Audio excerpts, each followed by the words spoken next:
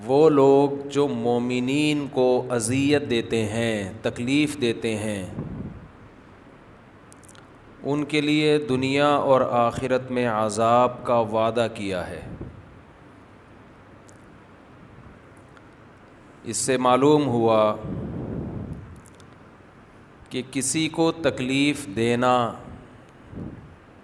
یہ شریعت کی نظر میں اچھا کام نہیں ہے، یہاں تک کہ کسی غیر مسلم کو تکلیف دینا یہ بھی برا عمل ہے۔ آواز صحیح آ رہی ہے آپ لوگوں کو؟ مجھے تو نہیں آ رہی، صحیح آ رہی ہے؟ اچھا، یہاں تک کہ کسی غیر مسلم کو تکلیف دینا بھی برا عمل ہے، کیونکہ قرآن میں اللہ کا ارشاد ہے قولوا للناس حسنا، لوگوں سے اچھے انداز میں بات کرو، اچھے انداز میں۔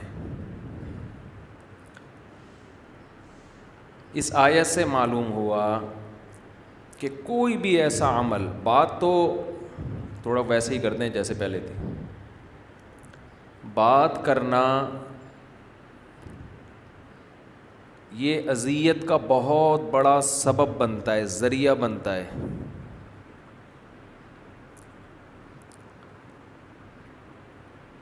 اس لیے اس کا تذکرہ کیا کہ سب سے زیادہ اذیت انسان کو کس سے ہوتی ہے؟ بات چیت سے۔ بات لوگ کرتے ہیں نا کہ ایسی بات کی کہ سامنے والے کا میٹر گھوم گیا۔ نبی صلی اللہ علیہ وسلم نے فرمایا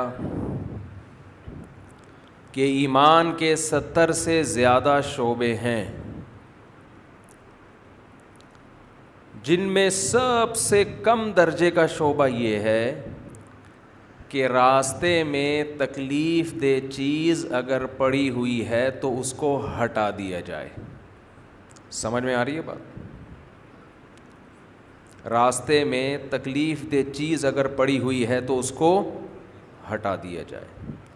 یعنی اگر کوئی اتنا بھی نہیں کرتا، آپ جا رہے ہیں راستے میں کوئی پتھر پڑا ہوا ہے، لوگوں کو گزرنے میں ٹینشن ہو رہی ہے، آپ ایسے گزر جاتے ہیں جیسے کچھ ہوا ہی نہیں ہے، تو اس کا مطلب ایمان کے آخری درجے پہ بھی بولو نہیں ہے۔ آپ جا رہے تھے، راستے میں کانٹا نظر آیا، آپ کو خطرہ ہے کہ کسی کے چبھ سکتا ہے، آپ نے وہ کانٹا ہٹایا نہیں، سائڈ سے گزر گئے کہ چلو مجھے نہ لگے، میں ذرا اس طرح یوں ٹرن مار کے نکل جاتا ہوں۔ تو حدیث کے مطابق آپ ایمان کے آخری درجے پہ بھی بولو نہیں ہے۔ پہلے میں ایک سوال کا جواب دیتا ہوں، پھر اس موضوع کو آگے لے کے چلتا ہوں۔ سوال یہ ہوتا ہے کہ جو ایمان کے آخری درجے پہ بھی نہیں ہے وہ تو پھر کافر ہوگا نا؟ کیا خیال ہے بھائی؟ ایمان کا پہلا لیول ہی پورا نہیں کیا تو اس کے بعد تو کافر ہے نا؟ تو گویا حدیث کا مطلب یہ ہوا کہ وہ اسلام سے خارج ہے۔ لیکن اگر ہم حدیث کا یہ مطلب لیتے ہیں تو میرا خیال ہے 2-4 آدمیوں کے سوا کوئی بھی اسلام میں بولو نا رہے گا۔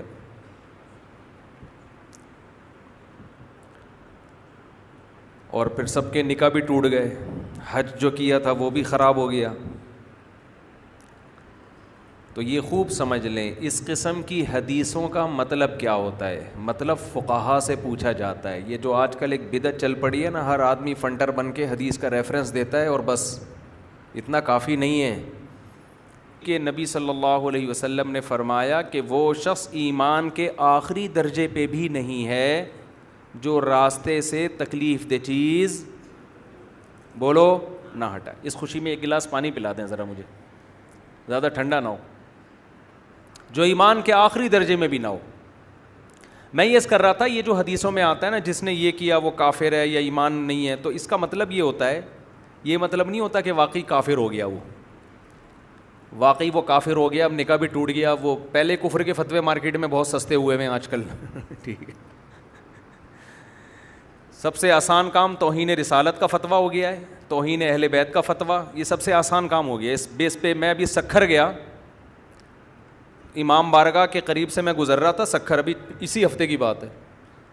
میں رک گیا, میرا نام بڑا بڑا لکھا ہوا ہے, مفتی طارق مسعود کو پکڑو گرفتار کرو توہین اہل بیت. میں نے رومال لپیٹا, پتلی گلی سے نکلا. میں نے کہا یہاں کسی نے دیکھ لیا تو اخبار میں کل ہم بھی آئے ہوئے ہوں گے. ہم بھی کس میں آئے ہوئے ہوں گے؟ اخبار میں.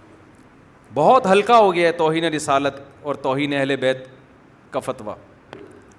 بعض چیزیں ایسی ہیں سناتے ہوئے خوف آتا ہے, پورا میں نام لے کے بتاؤں نا تو وہ پھر وکیل لوگ مجھے پکڑ لیں گے اور مسئلہ خراب ہو جائے گا. توہین رسالت کے کیس میں بہت سارے بے گناہ لوگ اندر ہوئے ہوئے ہیں. اگر آپ ان کی حالات جا کے دیکھو, کچھ تو جیل میں پاگل ہو گئے ہیں. انہوں نے حالانکہ وہ عاشق رسول تھے, اپنی ٹھڑک پوری کرنی تھی, دکان خالی کروانی ہے ایک آدمی سے, وہ خالی نہیں کر رہا, توہین رسالت کا مقدمہ چلا دیا اس کے اوپر.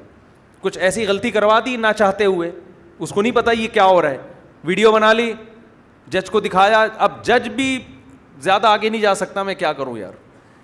جج کو ڈر ہے کہ مجھے مار دیں گے گولی سے اگر میں نے مجرم کو بری کیا.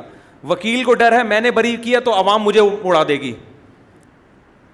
اتنا بڑا لوگوں کا ہجوم کہ وکیل بھی غلط کیس کر رہا ہے, اپنے موکل کو جیل بھجوا رہا ہے, وہ کہہ رہا ہے اپنی جان بچاؤ. سمجھ رہے ہیں, عدالت تو ظاہری ثبوت دیکھتی ہے نا. تو یہ ملک میں ہو رہا ہے ہول سیل کے حساب سے. سمجھ رہے ہیں کہ نہیں سمجھ رہے؟ اور یہ مذہبی لوگ کر رہے ہیں. ہم نے بڑے بڑے علماء سے سنا ہے کہ پاکستان کو اور اسلام کو کسی غیر سے خطرہ نہیں ہے. پاکستان کو خطرہ ہے پاکستانیوں سے, اور اسلام کو خطرہ ہے مسلمانوں سے اور مذہبی لوگوں سے. لبرل لوگوں سے بھی ہمیں اتنا خطرہ نہیں ہے جتنا مذہبی لوگوں سے خطرہ ہے جو مذہب کی غلط تشریح کرتے ہیں. تو یہ ویسے ہی خود ہی اپنے اوپر ایسی مشکلات کھڑی کر دیں گے کہ جس کو افورڈ کرنا ممکن نہیں رہے گا. تو اس لیے جذباتی پن جو ہے نا, جذباتی پن اس کو چھوڑو, ہوش کے ناخن لیں. پانی پی کے پھر آگے بات کنٹینیو کرتا ہوں. ابھی مجھے تپا ہوا کیوں ہے, ابھی بتاتا ہوں کیوں تپا ہوا, وہ میں نے ابھی تک بتایا نہیں. آپ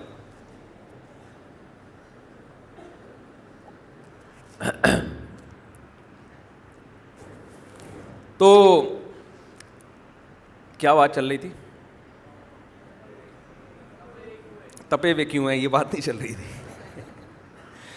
موضوع چل رہا تھا. تو نبی صلی اللہ علیہ وسلم نے ایسی بہت ساری حدیثیں جس میں آتا ہے جو معاہدے کو پورا نہ کرے وہ مومن نہیں ہے. تو علماء نے بڑا زبردست جواب دیا اس کا.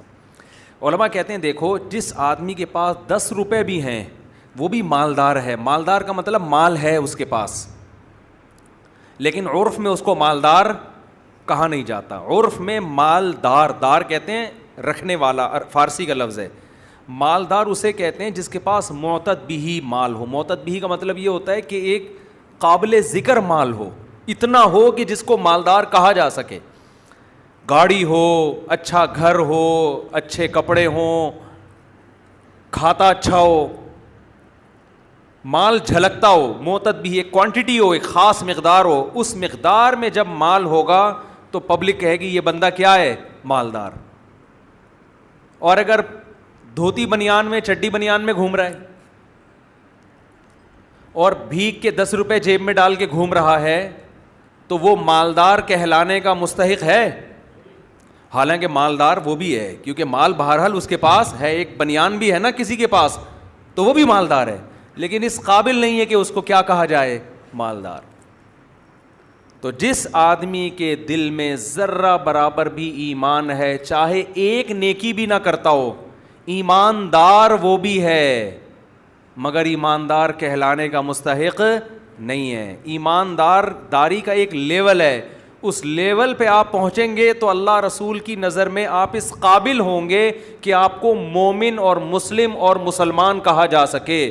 وہ لیول نبی صلی اللہ علیہ وسلم نے بیان کیا کہ جو راستے سے تکلیف دہ چیز نہ ہٹائے وہ اس قابل نہیں ہے کہ اس کو مومن، مسلم یا ایماندار کہا جا سکے. گو کہ حقیقت کے لحاظ سے ہے وہ، لیکن اس لائق نہیں ہے، کیونکہ عرف میں ایسے آدمی کو دولت مند نہیں کہا جا سکتا جس کے پاس صرف 10 روپے ہوں. سمجھ میں آیا کہ نہیں آیا؟ تو ٹھیک ہے، اصطلاح کے لحاظ سے، آئی ڈی کارڈ کے لحاظ سے، نکاح باقی ہونے میں، بالآخر ایک دن جہنم سے نکلنے میں وہ مومن کہلائے گا، کیونکہ مانتا ہے اللہ اس کے رسول کو. لیکن ایمان کا درجہ اس کا اتنا کم ہے کہ اس قابل نہیں ہے کہ اسے معاشرہ کیا کہے؟ مسلم کہے. اس قابل نہیں ہے وہ. اس کو خود بھی اپنے آپ کو مومن کہتے ہوئے شرم آنی چاہیے. تو میں جو بات عرض کر رہا تھا وہ یہ کر رہا تھا کہ راستے میں تکلیف دہ چیز کو جس شخص نے نہیں ہٹایا، نبی کی نظر میں وہ اس قابل نہیں ہے کہ اسے مسلم کہا جا سکے.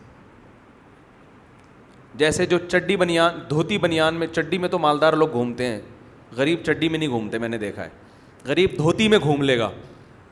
چڈی کس کا فیشن ہے؟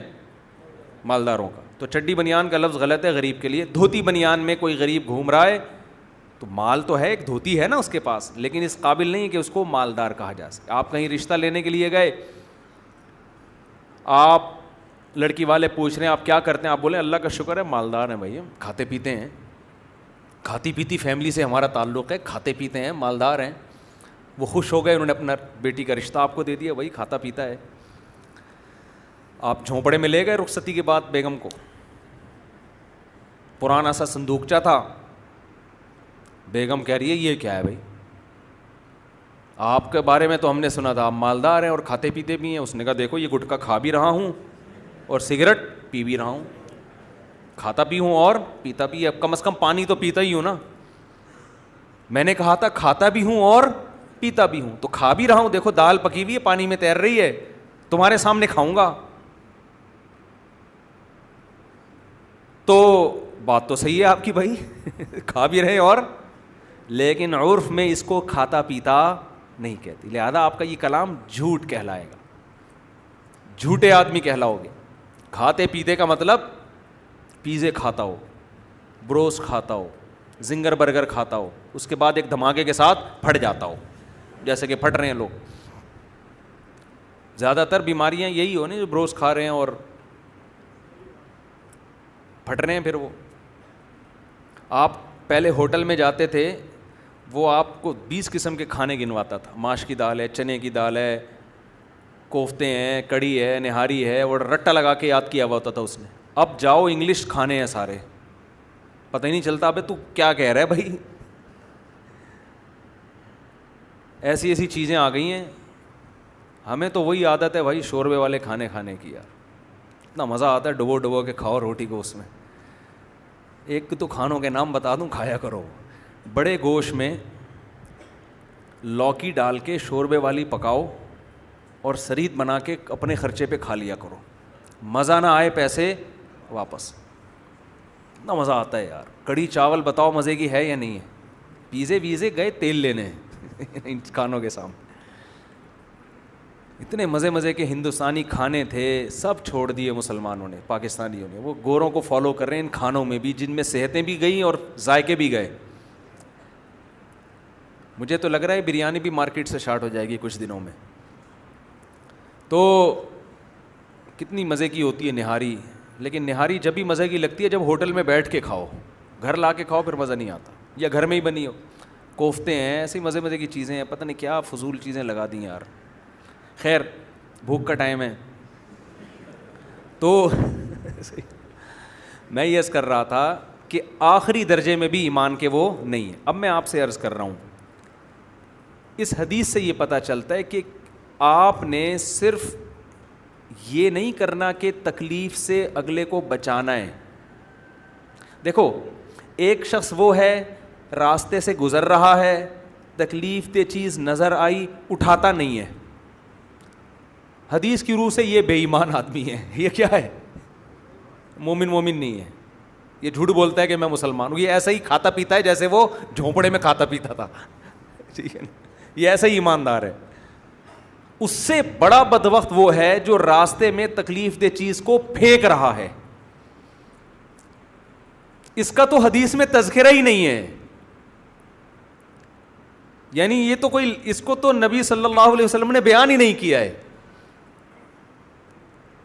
ایک غریب وہ ہوتا ہے نا جس کے بارے میں آپ بحث کرتے ہیں کہ یہ مالدار ہے یا غریب ہے, تو مالدار لوگ کہتے ہیں ہماری نظر میں یہ مالدار نہیں ہے, یہ غریب ہے.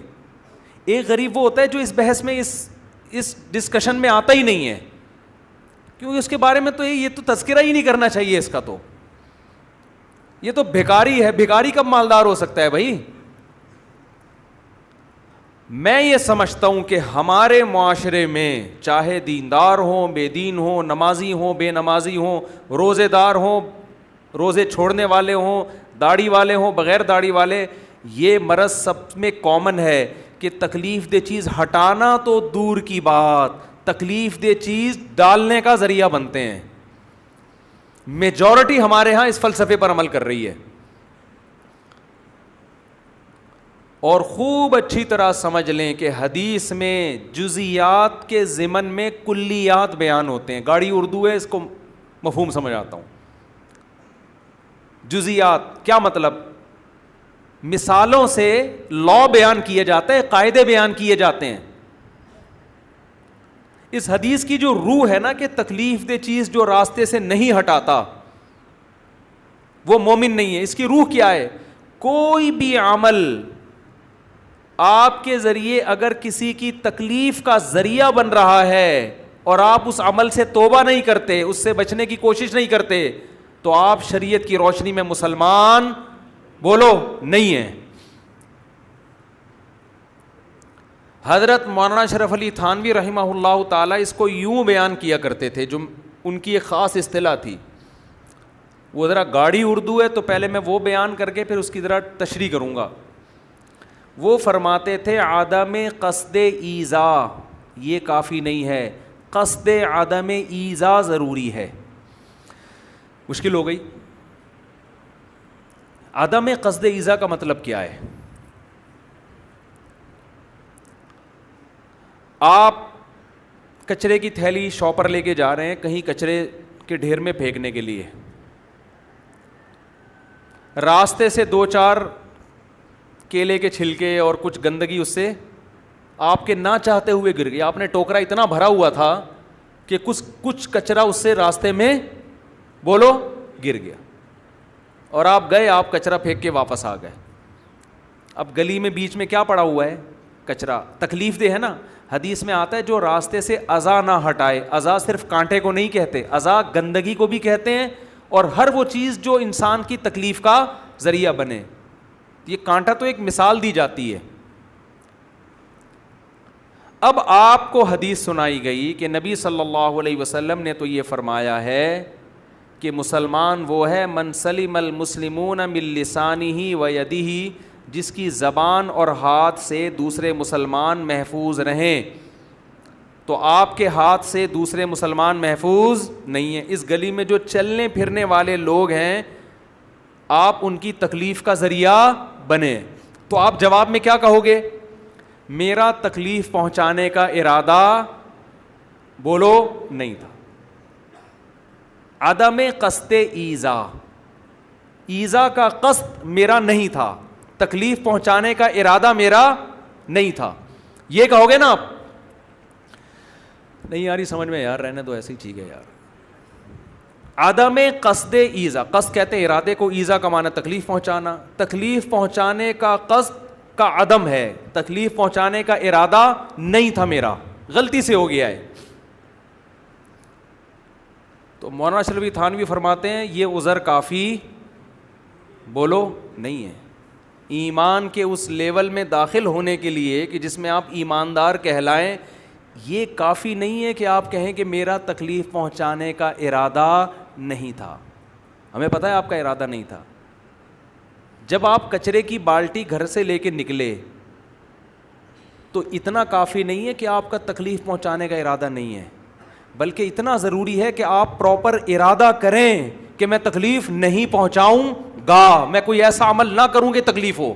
تکلیف نہ پہنچانے کا پراپر ارادہ کرنا پڑے گا آپ کو. نہیں آئی بات سمجھ میں؟ تھوڑی ٹیکنیکل بات.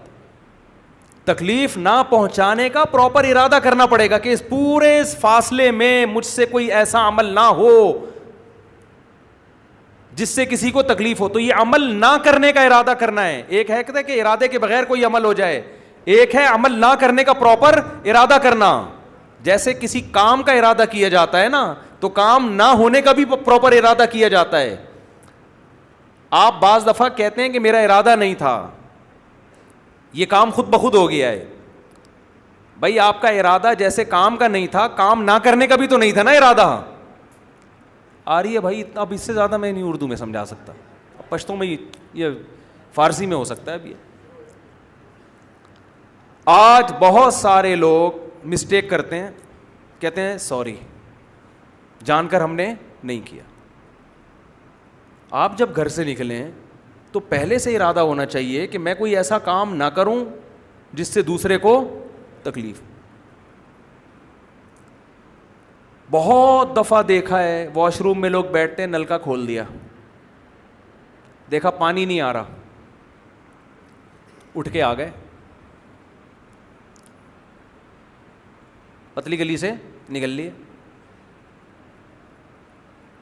پھر ٹینکی میں پانی آیا, نل کا بہنا, ٹینکیوں کی ٹینکیاں کیا ہو رہی ہیں, خالی, گندگی الگ پڑی ہوئی ہے. پبلک ٹوائلٹ میں ایسا ہوتا ہے. آپ کیا میرا ارادہ نہیں ہے بھائی, میرا قصور بولو نا بھائی. آپ نے یہ, ہم مانتے ہیں کہ آپ کا ارادہ تکلیف پہنچانے کا نہیں تھا, لیکن تکلیف نہ پہنچانے کا بھی آپ نے ارادہ نہیں کیا. آپ پر لازم تھا کہ آپ ایسا عمل کریں جس سے تکلیف نہ ہو, اس کا انتظام کریں آپ. گھروں میں تو بہت ہوتا ہے.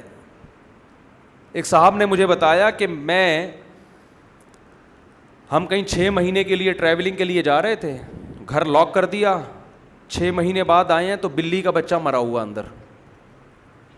6 مہینے وہ بھوک اور پیاس سے تڑپ تڑپ کے بولو مر گیا. کیا انہوں نے بلی کے بچے کو مارنے کا ارادہ کیا تھا؟ اتنا کافی نہیں ہے.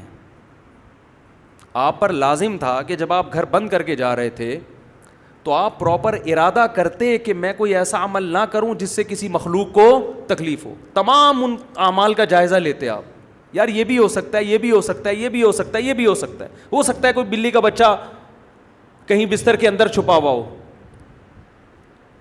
ہو سکتا ہے کوئی نل کا کھلا ہوا ہو.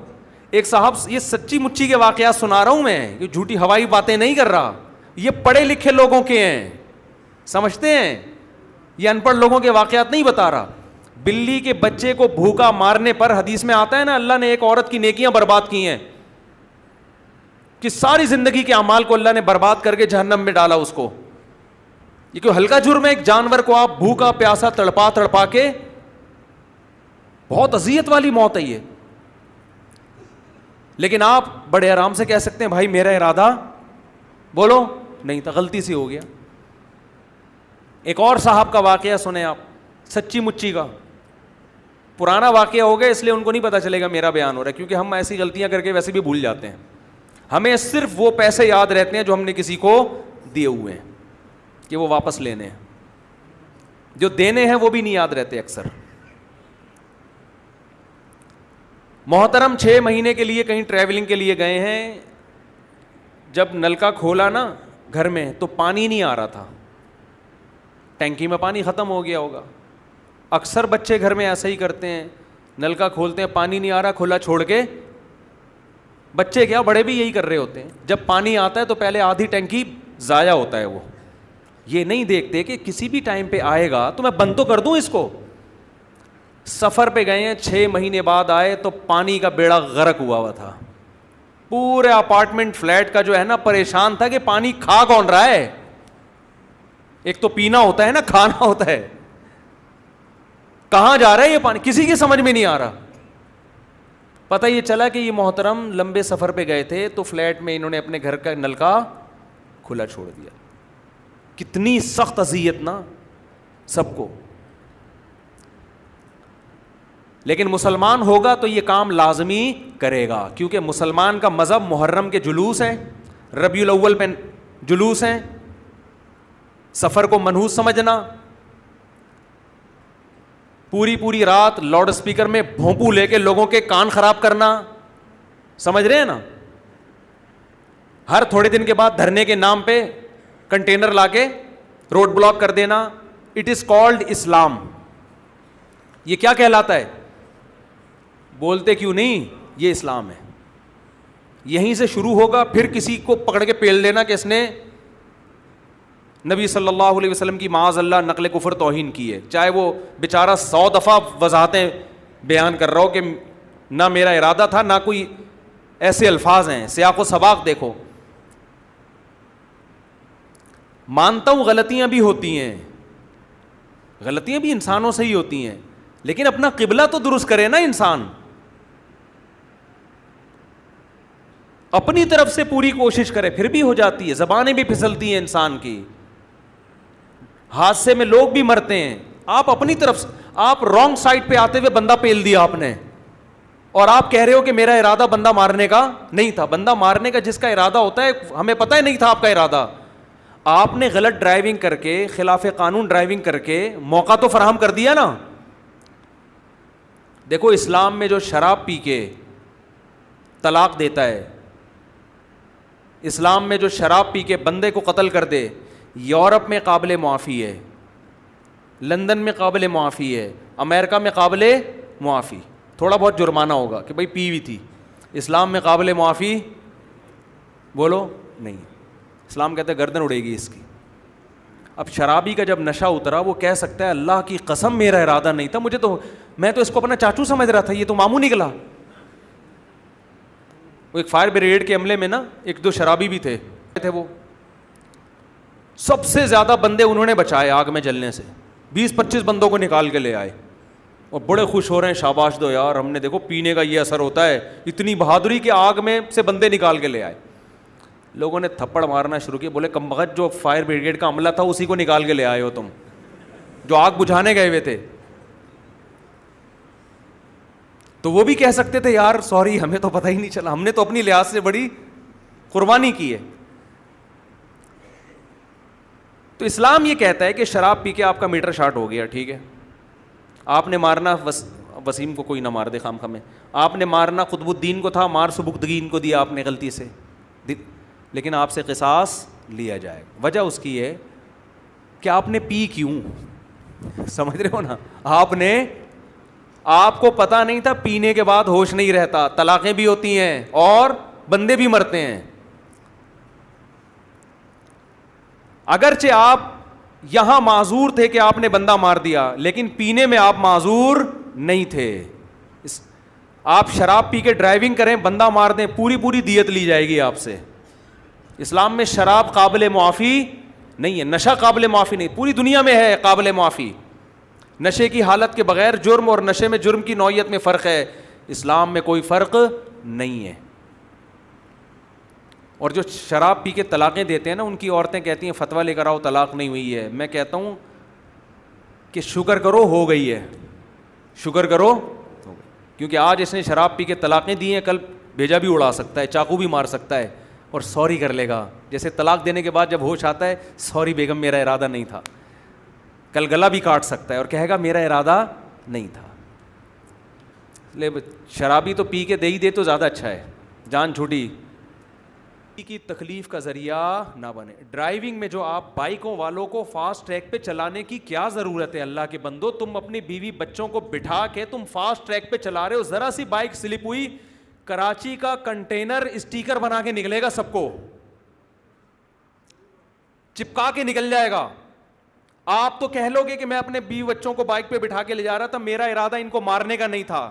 یہ کافی نہیں ہے نہ مارنے کا ارادہ ہو, یہ کہہ دینا کافی نہیں ہے میرا مارنے کا ارادہ نہیں تھا, بلکہ یہ ضروری ہے کہ میں نے ایسا کام کیا کہ پتہ لگ رہا تھا کہ میں ان کو کی زندگی چاہتا ہوں. آپ کیوں فاسٹ ٹریک پہ چلا رہے ہو بائک کو؟ آپ کنارے پہ کیوں نہیں چلا لیتے؟ لینڈ کروزر الٹے ہاتھ سے گزر رہی ہوگی اور پھٹ پھٹی سی بائکیں وہ فاسٹ ٹریک پہ چل رہی ہوں گی. تو کیا ایسا شخص نبی کی نظر میں مومن ہو سکتا ہے جو اپنے بیوی بچوں کو, اپنی زندگی کو داؤ پہ لگا رہا ہو؟ آپ ذرا ضیاء الدین اور عباسی شہید ہاسپٹل کے باہر جا کے کھڑے ہو ایمرجنسی وارڈ میں, ہر تھوڑی دیر میں کسی موٹر سائیکل والے کا جنازہ آ رہا ہوگا, کسی کا سر پھٹا ہوا ہے, کسی کی ٹانگ کٹی ہوئی ہے, ہر تھوڑی دیر میں. ہیلمٹ تو پہننا ہی نہیں ہے نا, اور جو ہیلمٹ پہنے جا رہے ہیں نا اس سے بہتر ہے نہ پہنتے. یہی ہیلمٹ سر میں گھستا ہے, اتنے سستے سستے ہیلمٹ جو صرف پولیس والے کے چالان سے بچا سکیں آپ کو. تو شاپر چڑھا لو بھائی, تربوز کا چھلکا نا, تربوز کاٹو درمیان سے, گودا نکالو, پہن کے چلے جاؤ, چالان پھر بھی نہیں ہوگا آپ کا. پیسہ ہی نہیں خرچ کر رہے اپنی جان پہ. اپنے آپ کو بھی تکلیف سے بچانا ضروری, دوسروں کو بھی تکلیف سے بچانا ضروری. اگر آپ کی گاڑی دھواں دے رہی ہے تو صرف اس لیے نہیں کہ چالان ہو جائے گا, اس لیے کہ دوسروں کو تکلیف ہوگی. آپ کے لیے وہ گاڑی چلانا جائز, بولو نا, نہیں ہے. کیوں دھوئیں لوگوں کے منہ میں تھوپ رہے ہو؟ جب وضو کرتے ہو تو بلغم کے تھپیڑے دیواروں پہ مت چپکاؤ اللہ کا واسطہ. بلغم جو ہے نا جگہ پہ پھینکیں, پانی سے بہا دیں اس کو. اگلا نمازی جو نشان دیکھے گا نا وہاں, اگر انسان کا بچہ ہوگا تو تکلیف ہوگی اس کو, پیدائشی بھنگی ہے تو الگ بات ہے, ذرا سا بھی اس کے اندر سینس ہوگی تو وہ بلغم کے تھپیڑے کا سن کے جب تکلیف ہو رہی ہے تو دیکھ کے ہوگی کہ نہیں ہوگی. بہت سے نمازی بھائیوں کو دیکھا ہے, پان کی پیکیں, نسوار کی پٹکیاں ایسے ہی پڑی ہوتی ہیں. تو یہ تمام چیزیں نبی صلی اللہ علیہ وسلم نے فرمایا, جو راستے میں قضائے حاجت کرتا ہے اس پر اللہ کی لعنت ہوتی ہے. حدیث میں آتا ہے لعنت والی چیزوں سے بچو جس پہ براہ راست اللہ کی لعنت. ان میں ایک سایہ دار درخت کے نیچے قضائے حاجت کر دینا, کیونکہ وہ بیٹھنے کی جگہ ہے, آپ نے وہیں پیشاب کر دیا, وہیں کوئی قضائے حاجت کر دی. تو ایسے ہی قضائے حاجت, کیا وضو خانہ بھی ایک مشترک چیز ہے نا, اس میں پان کی پی کے پھینک کے چلے جانا. پان والوں کو دیکھیں, وہی ادھر لگ رہا ہوتا ہے, وہی نوٹ پہ ٹھپے لگ رہے ہوتے ہیں آ کے. ابے اتنے لوگوں نے اس پہ تھوک لگایا ہے, تم لگا رہے ہو, پتہ نہیں کون کون سے جراثیم تمہارے پیٹ میں جا رہے ہیں. تو اس لیے نبی صلی اللہ علیہ وسلم نے فرمایا, مسلمان وہ ہے جس کے عمل سے دوسرے کو تکلیف, بولو نہ ہو. تو عقیدت ہونی چاہیے, محبت ہونی چاہیے, اسٹائل وہ ہو جس سے سامنے والے کا خیال ہو. ہمارے حضرت ایک واقعہ سنایا کرتے تھے, بس یہ بتا کے بیان ختم کرتا ہوں, کہ ایک مرید تھا, اپنے پیر کو جوتے نہیں اٹھانے دیتا تھا وہ, کہ ہماری موجودگی میں پیر صاحب چپل اٹھائیں یہ ہماری غیرت کے خلاف. پیر صاحب میں تواضع کا غلبہ تھا, وہ متواضع تھے, وہ چپل نہیں اٹھانے نہیں دیتے تھے کسی کو, ان کو شرم آتی تھی اس سے. تو پیر صاحب نے چپل اٹھا لی, مرید نے کہا یہ نہیں ہو سکتا, یہ ہماری غیرت کے, بولو, خلاف. چپل پکڑی, پیر صاحب نے چھوڑی, ہاتھ مروڑا, بیچارے کا بازو الگ ہو گیا پیر صاحب کا, اور چپل بغل میں دبا کے بولا ہماری غیرت کے خلاف ہے کہ پیر کی موجودگی میں ہمارا پیر اپنا چپل خود اٹھائے. یہ غیرت کے خلاف نہیں ہے کہ اس کی کلائی کی واٹ لگ گئی ہے. تو بعض دفعہ عقیدت محبت اس اسٹائل کی ہو رہی ہے کہ اگلے کی واٹ لگ جائے, آپ کی محبت میں کمی نہ آئے. میں بکریاں بھی چراتا ہوں, مجھے بڑا شوق ہے. آج کل بکریاں مجھے شوق ہے چرانے کا, لیکن وہ بھی اب نہیں چرا پاتا میں. وہ بھی اب یا تو ہولیا, بعض دفعہ یہ ہوتا ہے کہ آدمی کیپ پہنے, کالا چشمہ لگائے, رومال لپیٹے, کیپ پہنے, اس میں سیو ہوتا ہے, لیکن اس میں اگر کوئی پہچان لے نا اس سے بڑا اسکینڈل بن جائے گا. چشمہ لگا کے پتہ نہیں کوئی فلم دیکھنے تو نہیں جا رہے, مفتی صاحب کیا کرنے جا رہے ہیں. تو اس لیے بھائی سکون کی زندگی گزارنی چاہیے, دوسروں کو بھی سکون دو, خود بھی ہنسی خوشی زندگی گزارو. اللہ تعالیٰ سمجھنے کی, عمل کی توفیق